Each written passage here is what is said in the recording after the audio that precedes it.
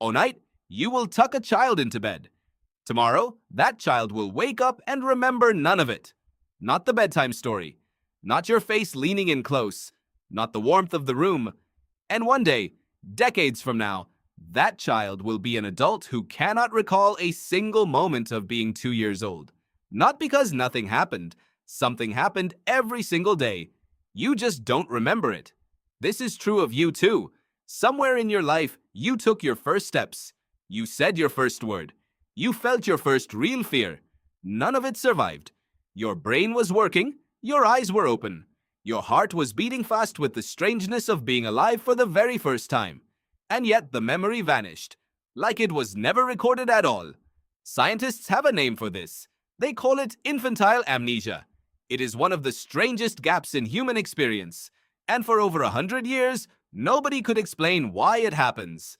So what is actually going on in there? Why does the brain erase the very beginning of your life? Start with the obvious assumption. Maybe a baby's brain just isn't built to remember anything. Maybe the hardware isn't ready yet. That was the leading theory for decades. Jean Piaget, the famous developmental psychologist, believed infants couldn't even form a mental picture of an object until somewhere around 18 months old. If a baby can't hold an image of a toy in its mind, how could it possibly hold an image of an entire afternoon? It's a clean theory. It's also wrong. Researchers eventually built clever experiments to test infant memory directly, without needing the baby to talk. They would teach a baby to kick a leg to make a mobile spin overhead. Then, weeks later, they'd bring the same baby back to the same crib. The baby would start kicking again, before the mobile even moved.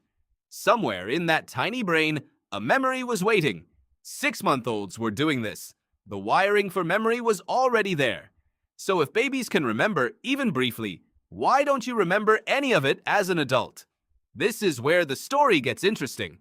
Patricia Bauer, a psychologist who has spent years studying memory development in children, found something surprising. Memories don't fail to form in early childhood. They form constantly. The problem is what happens to them afterward. Picture it like this.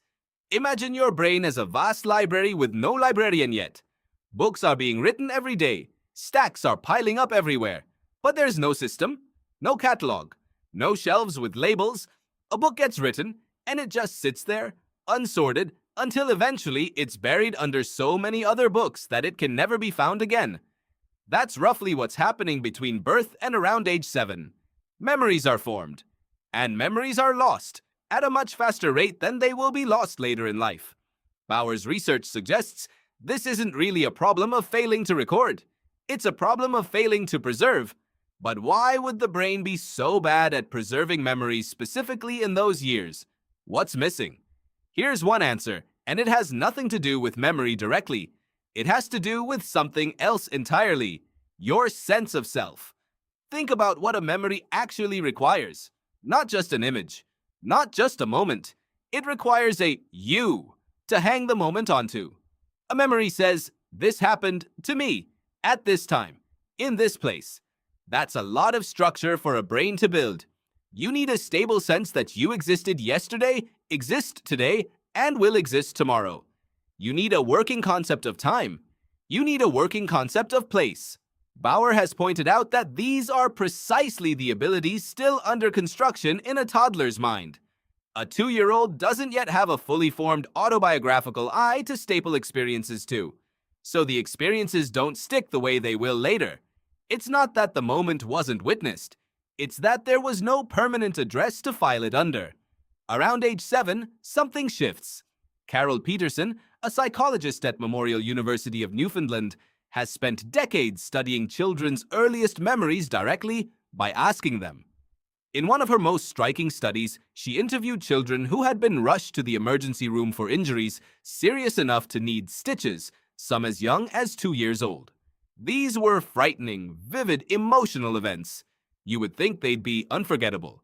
And yet, when Peterson followed up years later, the youngest children had lost most of those memories anyway. Even trauma wasn't enough to guarantee survival, but the older a child was at the time of the injury, the more likely the memory had survived intact. There seems to be a threshold the brain has to cross before a memory becomes truly permanent. Below that threshold, Even a trip to the emergency room can fade into nothing. So when exactly does the fading stop? Most adults' earliest memories cluster around age 3.5. Some people swear they remember things from age 2. A few claim earlier, but ask them to verify details, and the memories often turn out to be reconstructed, pieced together later from photographs or family stories, rather than lived experience replayed directly. Here's where the science adds a final twist, one that comes not from psychology, but from biology. There's a hypothesis from neuroscience that may explain why this window of forgetting exists at all. Researchers studying the hippocampus, the brain's memory indexing center, have found that during early childhood, the brain is producing enormous numbers of new neurons. This process is called neurogenesis. It sounds like it should help memory. New cells, more capacity, right? But some researchers, including those who study this neurogenic hypothesis of infantile amnesia, argue the opposite might be true. As new neurons get wired into the hippocampus, they may actually disrupt the existing circuitry that older memories were stored on. Imagine renovating a library while it's still open.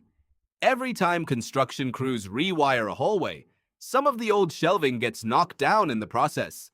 The new growth that is supposed to make your brain more capable might be the very thing erasing your earliest files as it builds. It's a strange kind of trade-off. Your brain, in its rush to grow, may sacrifice your earliest memories so it can build the architecture for everything that comes after. Does this mean your earliest years were wasted? Not even slightly. Those years still shaped you. They just did it without leaving a retrievable file behind.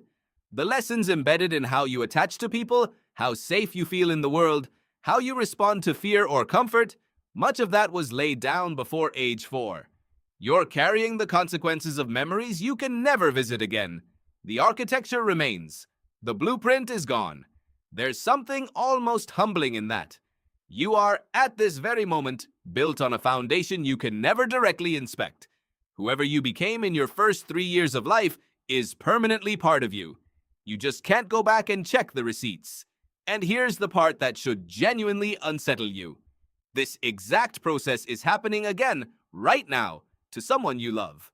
A toddler somewhere is having the most important, formative experiences of their entire life. And one day, they will remember almost none of it.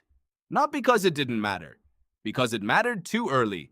So tonight, when you tuck a child into bed, knowing they won't remember the story, or your face, or the warmth of the room, do it anyway. The memory doesn't have to survive for the moment to count. It already did its work, quietly, permanently, somewhere behind the part of the brain that keeps score.